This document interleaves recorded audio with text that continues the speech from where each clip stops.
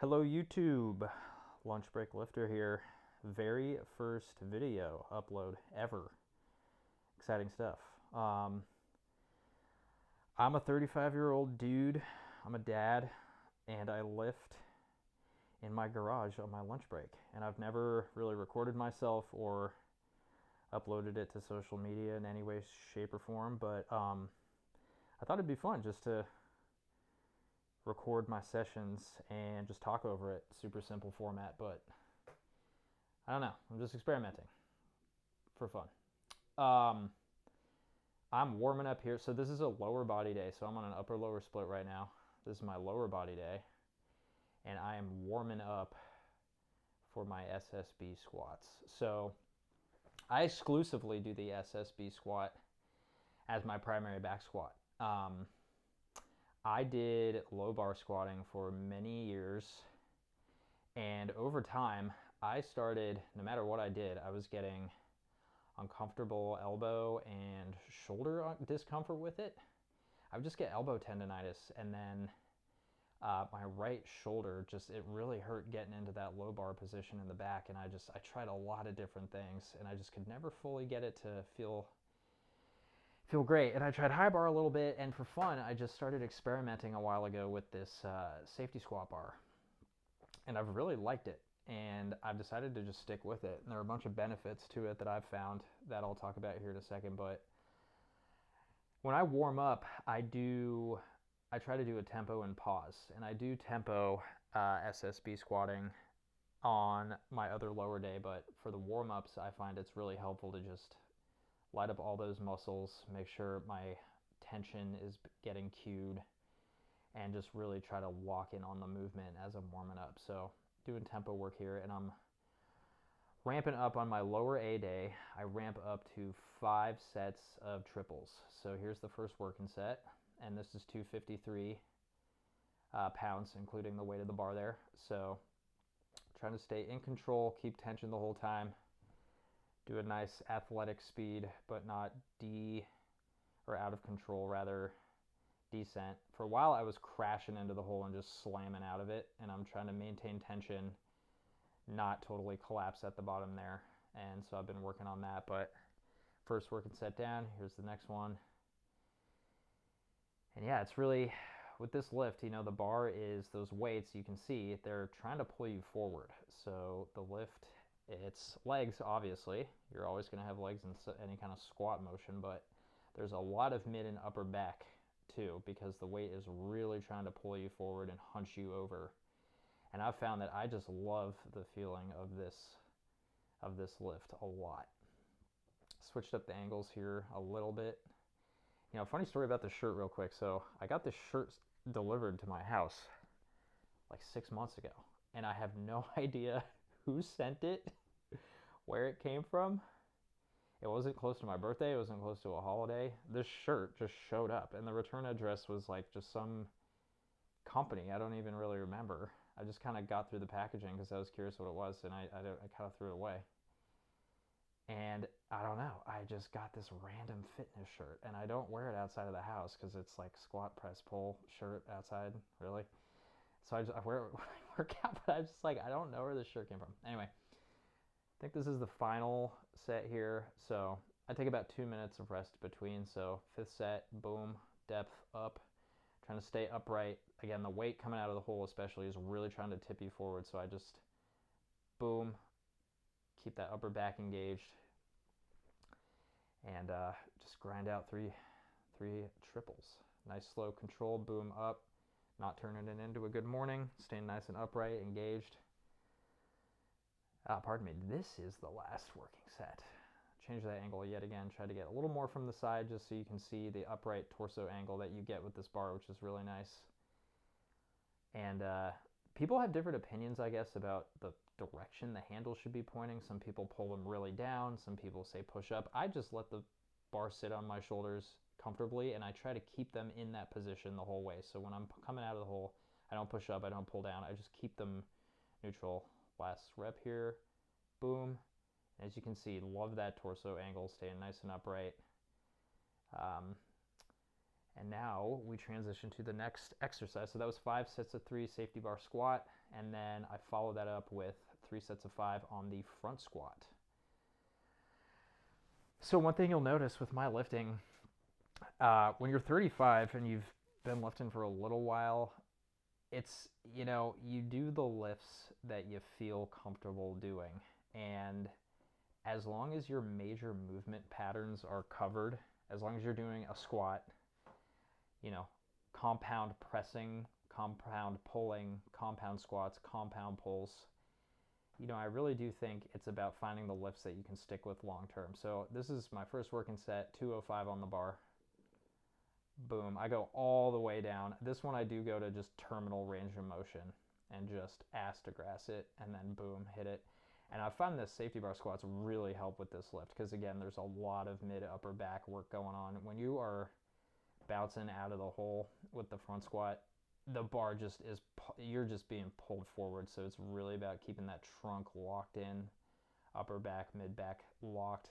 And as you stand up, you just fight it with everything you got. And I just love the way this lift in particular feels on the trunk, because it's just, you're using your full torso just as this pillar trying to stay upright. And I just find it just feels like you can grind on it. And it's self-correcting. You can only fuck up the form so bad because you'll just dump the bar forward if you get really sloppy. So it's nice in that regard. You can't let your form deviate too much. So if I'm feeling particularly saucer on a last set of anything I do, I'll add reps. So I was feeling real good. So I went for a set of 8 here.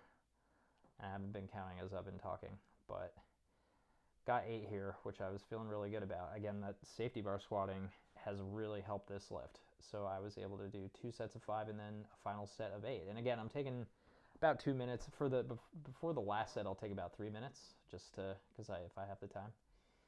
And next up is Romanian deadlifts. So I have found my preferred way of doing this. So I have these detachable handles that I have that can just kind of hook onto a barbell, and they allow you to get a neutral grip, which I've found. Now I don't need straps if I do it this way, because the neutral grip is, you can grip it so much easier. Nothing's trying to roll out of your hand.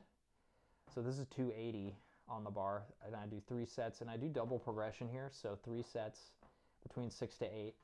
So this is my first time at 280, so I'm just doing 3 sets of 6.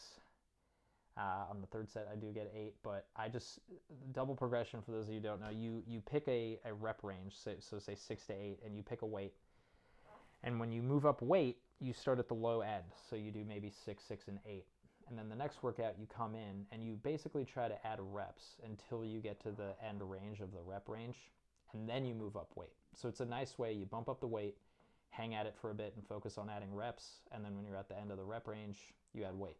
It's a really nice, slow way to keep progressing, but you're not constantly adding weight, because that just can get really stressful on your body after a while, doing so many compounds and stuff. I love the Romanian deadlift. Again, with these neutral handles, you're not trying to, grip is not the limiting factor, and I just get a nice stretch. Try not to turn it into too much of a squat with knee bend, and I find it really easy to keep my back flat and really feel it in the glutes and hamstrings. So after all that compound, I do 3 sets of farmer's carries to start to round out the lower body day. So this is me doing 3 walks in my driveway.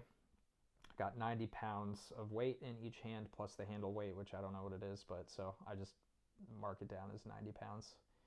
2 45s in each hand, and I go out to that little marker, back, out, back, and that's 1 run. So that's 1 run down. Farmer's carries I just love the exercise. It just feels so good to pick up and move a weight.